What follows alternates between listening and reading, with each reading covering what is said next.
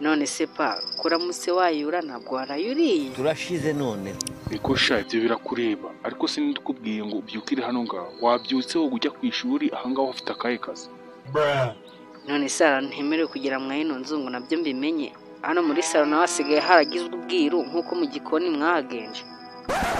uhore wumve uratangiye ariko nta kindi watekereza atari igikoni gusa kuki umutwe wawe nta kindi kintu kibamo atari ibiryo wajya ugira ubwenge basi nubwo mu ishuri kenda yawe numva yakunaniye nta kindi kintu umuntu yayikorera niba nzayipfumura sinzi ngiye rwose papa ntabwo mbyiyumvisha kuntu we namwe mufata umwana mwabyaye mukamwicisha inzara kandi ibiryo bihari ariko se wakanyanda we nta nubwo ushima ibiryo wariye ntabwo biba byaguhagije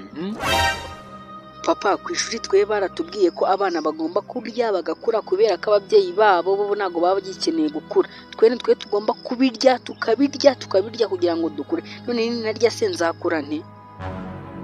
none se ko babwiye kurya ibiryo byabagirira akamaro bagiye kurya ibiryo byo kubamena inda ariko se papa uteretse kuwusebye no kunyambika urubwa ibiro 2 by'umuceri ndya gusa nibyo byaguhombye ariko muri macyari umuntu n'umwe yigeze wumva wishwe n'ibiryo cyangwa turikinde none se wakigoryiwe Timarirwe yishwe na siporo oya ntabwo mbizi kubera ko ntabwo nari ndiho naho rero Timarirwe nawe yishwe n'indaya none se papa Timarirwe ko yaciye agahigo mu gihe cye ntabwo wareka nanjye nkagaca mu cyanjye